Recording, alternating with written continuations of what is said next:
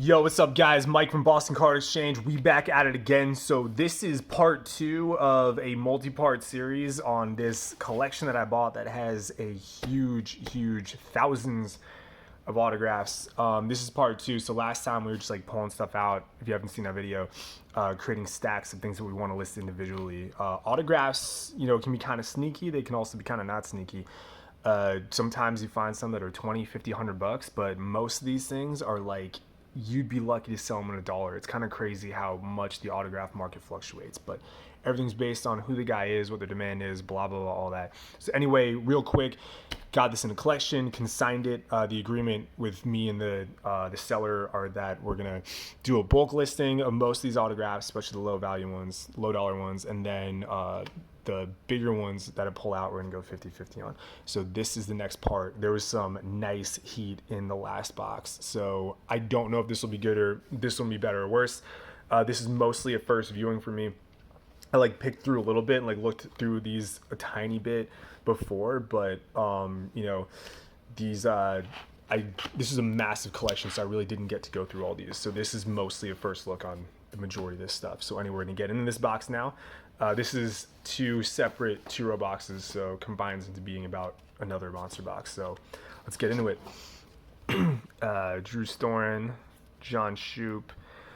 There were a lot of these in another lot that I was making. So one of the reasons why these cards are hard to price, which is why we did it this way, is because a lot of these cards like this, I have a lot right now where I'm trying to get $1 per card on these, and no one is biting. It's been up there for months.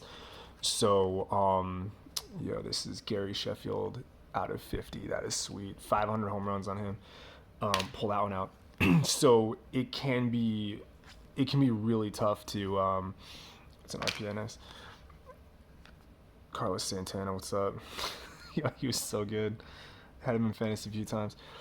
It can be pretty hard to price some of these and get like a good, impression what it is. So, but this is all very fun stuff to be able to look through. Kyle Seager, man, that's a good one. That one will do pretty well. Leo Tehran. Here's this guy. Okay. As soon as you guys can see it, Pablo's Kung Fu Panda. What's up, Chris Sale? There you go. It's a rookie auto.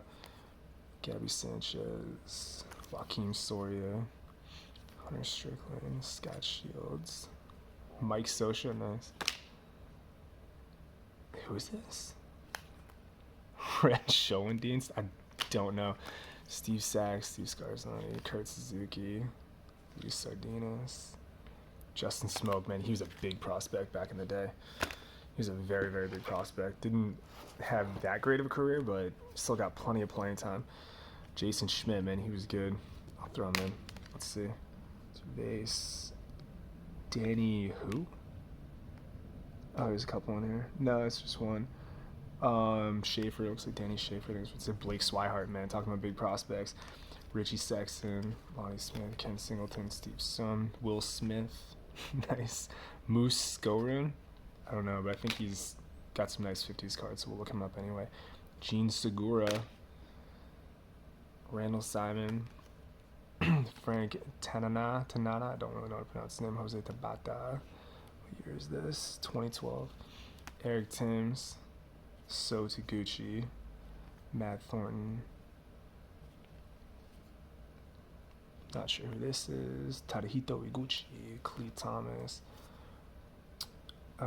This would be Chris Tillman. Man, these cards are cool. Look at that American Caramel. This is so cool. I have to look this up just because it's just a cool card. Michael Taylor. This is Michael Taylor. Different Michael Taylor. Never mind. Who's this? Nick Swisher. Nice. That one got a hard case. Very cool. Wonder how much he goes for. Yeah, so many of these just go for a couple bucks. It's crazy. It's 2015. Lou Scott, man. I had him in fantasy a couple times. Andre Thornton. Mike Timlin. Nice. Good reliever for the Red Sox.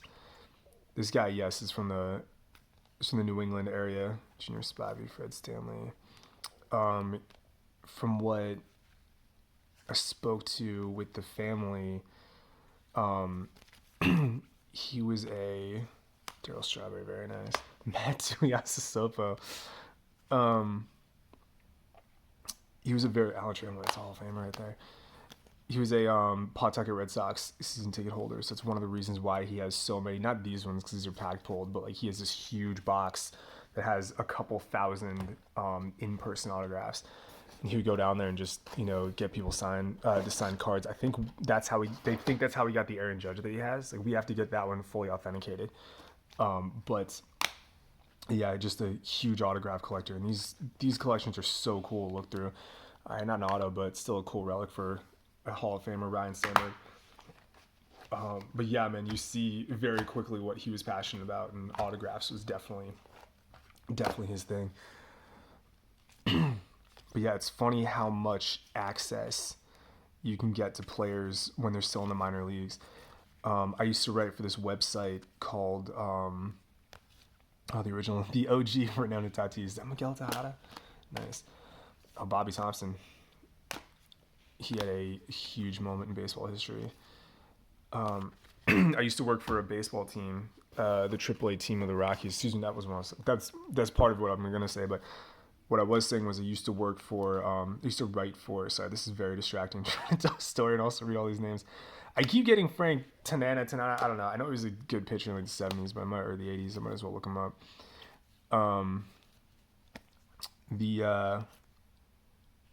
Tavares, man. So yeah, I used to write for a website,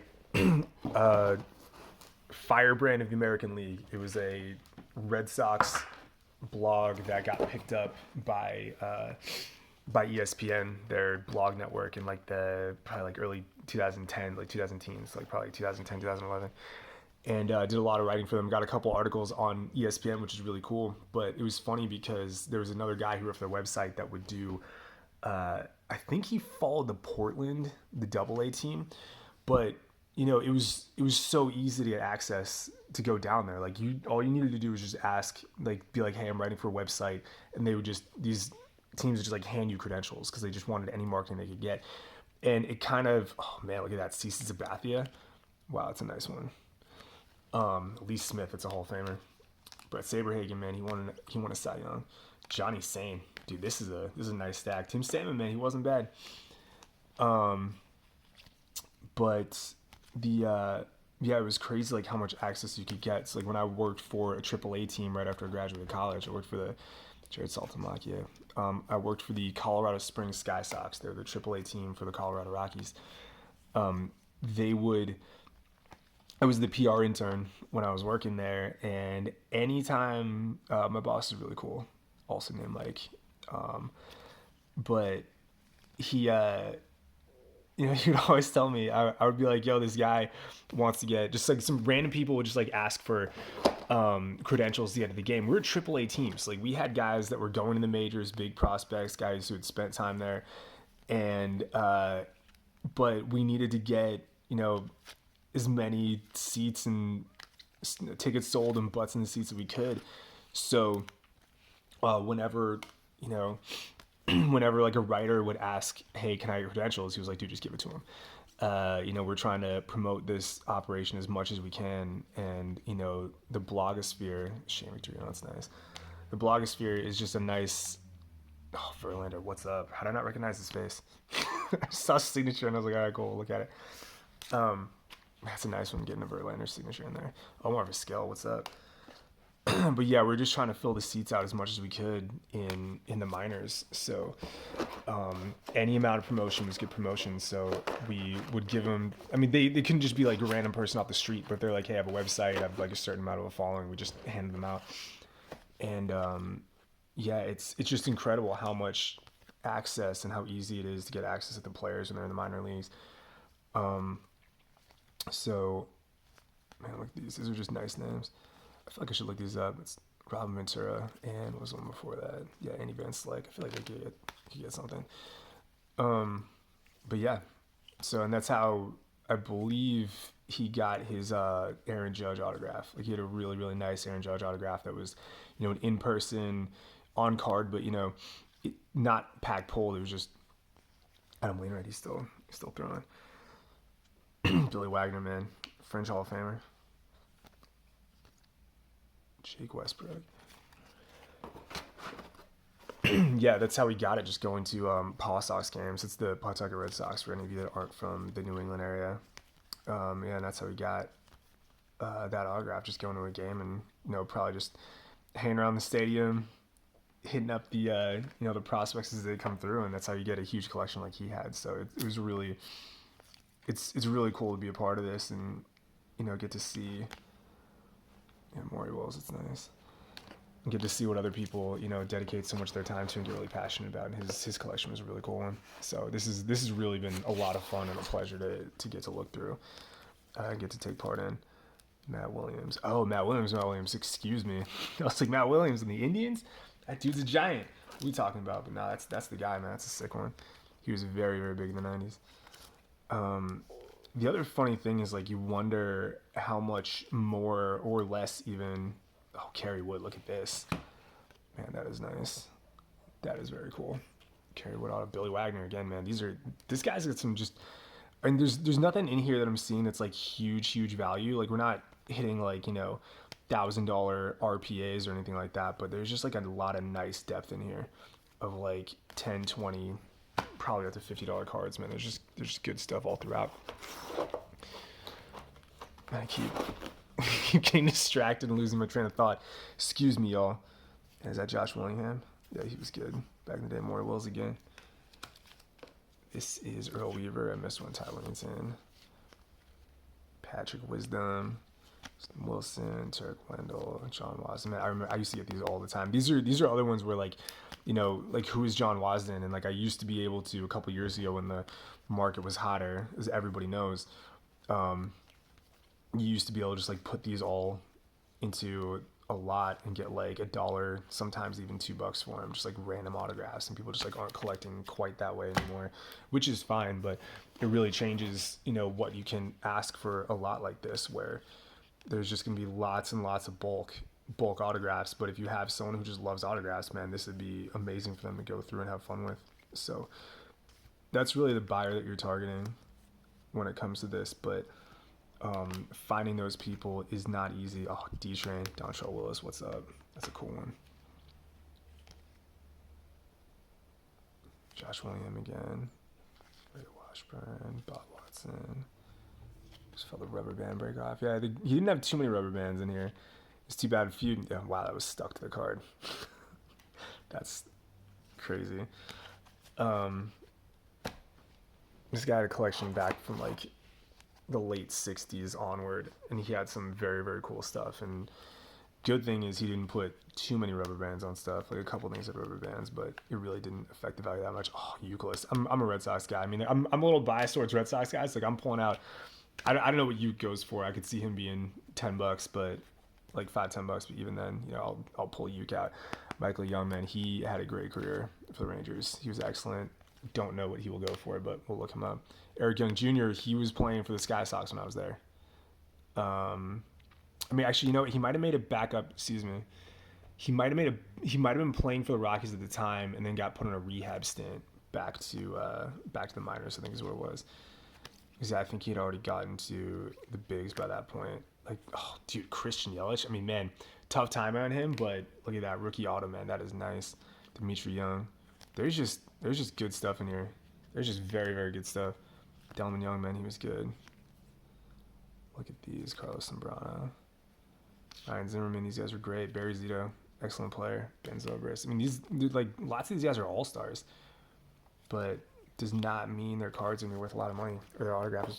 Does not mean their autograph is in demand. Especially in comparison, like, how much guys sign for these card companies. So that's what I was saying before. I think I lost my train of thought, got distracted, whatever.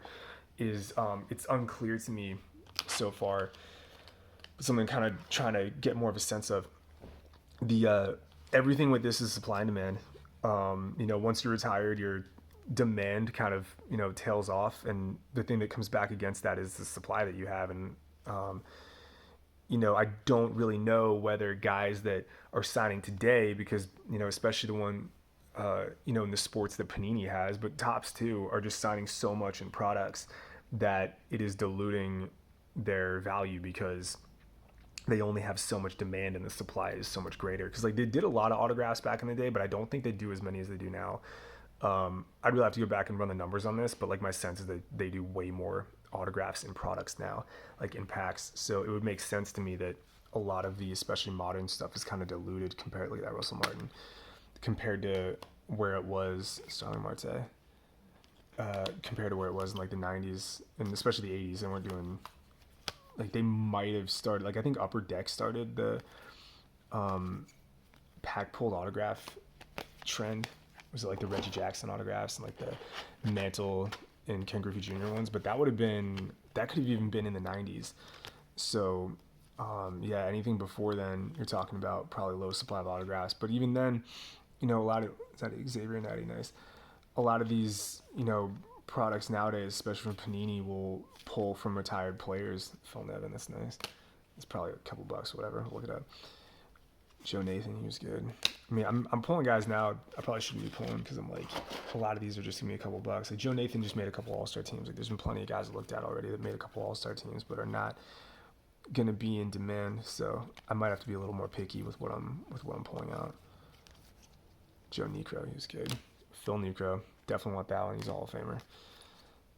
But again, like these Hall of Famers, even sometimes just have very little demand.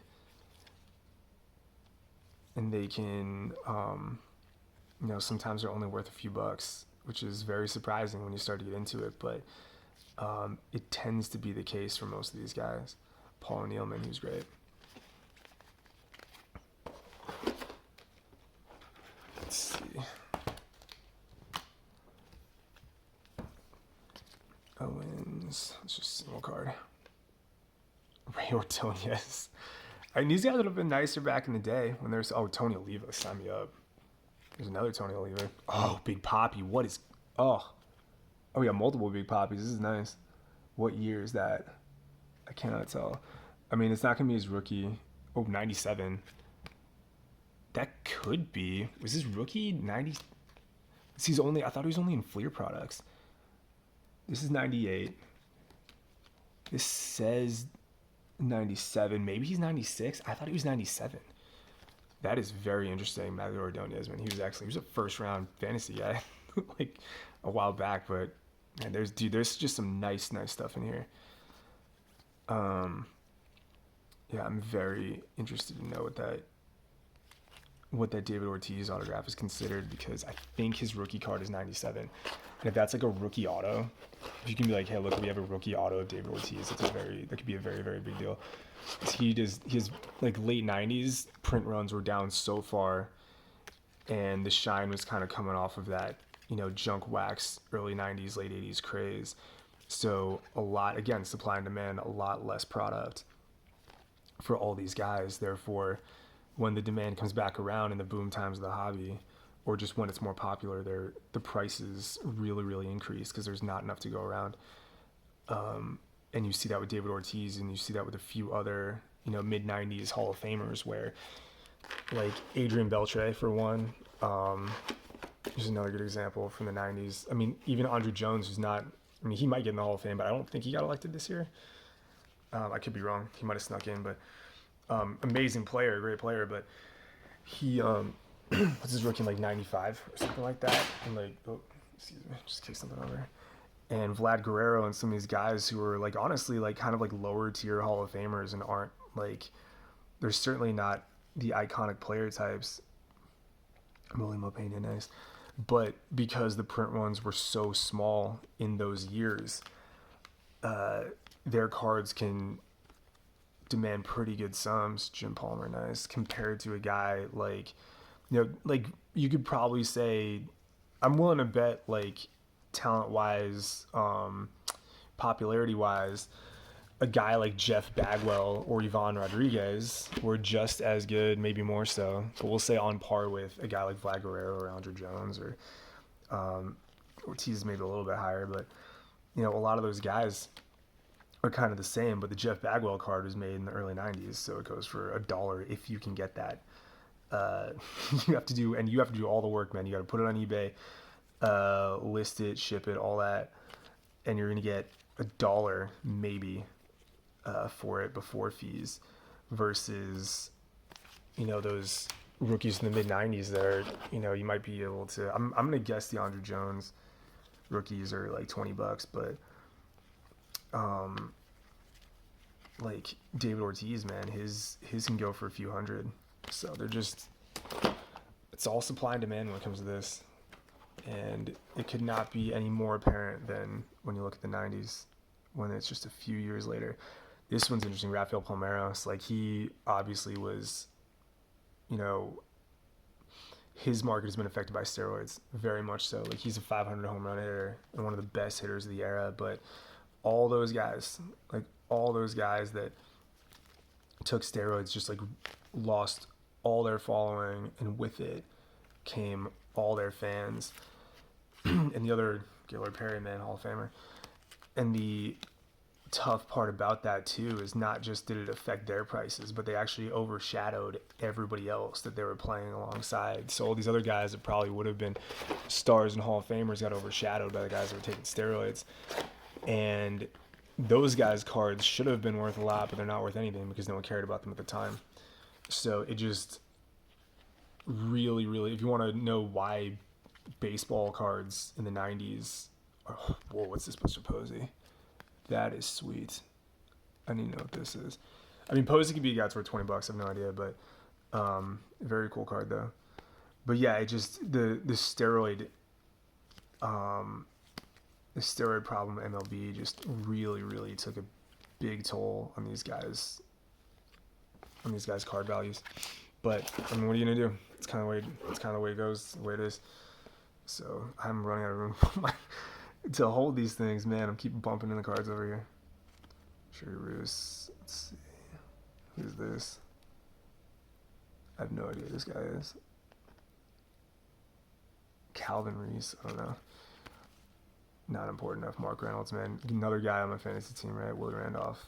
Willie Randolph's like a borderline Hall of Famer. I could see him being something. There's another Willie Randolph. Might as well come up, right? Aramis Ramirez, it was good. Ooh, Brooks Robinson. So Brooks Robinson, supply and demand. He is, you know, for a while people had him versus Mike Schmidt in the argument until Brooks passed, unfortunately, recently, as the greatest living third baseman. But Brooks Robinson, very, very gracious signer. He signed, he was like, I wouldn't say notorious, but like, you know, known, renowned even, Jim Rice, nice, for signing, for being a through the mail signer. So he would sign when people just like sent him cards through the mail anytime they wanted, like even up till when he was, you know, his health was failing. So, you know, credit to him for having that kind of dedication to his fans. Like that's pretty incredible. But you know, you want to talk card values, supply and demand, the huge supply for Brooks Robinson. And yeah, so a Hall of Famer, you know, I wouldn't say, you know, top tier, but certainly one of the, I mean, if you're in the conversation with greatest living third baseman, you're a hell of a player. So you'd expect his stuff to go for more than it does, but he just signed a lot. So there's enough to go around, and they don't command the same prices when there's that much of the stuff, but that's the way it goes. All right, what do we got? Trying to get through this one. Almost done. Who is this? Al Rosen. I'm looking up anyway. Ben Revere. Another Jim Rice. It's cool. Signed back card. And Preacher Row. Guess we'll find out. Ben Revere. Incredible. Pudge Rodriguez, man. I'd be interested to know what Pudge goes for. Frank Robinson, man. Dude, there's some nice stuff in here. Like, there's like a lot of Hall of Famers in here. It just adds, it starts that up. Like, you see the stack mounting up, and you're like, if we pulled out 50 cards, like, total with the other one, we got to be like 100 now. And those, the value in that just adds up. Aaron Rowan, man, look at these names. He had an all-time highlight, Aaron Rowan, going into center field and, like, dives in the fence and, like, mashes his face up in the early 2000s. If any of you have never seen that before, go check it out. It is an incredible, incredible catch he made. Animal Sanchez, man. There's Red Sox, Chris Shaw, Dominic Smith. Wait, was he? No, excuse me. He was on my fantasy team. He was not. Guy was not Trevor Story. Nice. Anibal Sanchez was just on my fantasy team a few times. He was on the Marlins. Boston Baseball, Anthony Renato, nice. Throw that over here. Love Red Sox. Jose Ramirez. Ooh, where'd this come from? Too bad it's Panini, but that is a nice one. That's a very nice one. I'll get a nice, pat on the ass from the consigner. You did such a great job pulling out all these nice cards and getting extra value out of this. Thanks, y'all. We'll have a nice, fun chat about what I found. What is this? Jerry Lewis? What is this? I don't know what this is. I'll look it up. Cool, man. Got another stack. All right, guys. That was part 2. We're going to keep going through this, and I'll see you in a minute. Peace.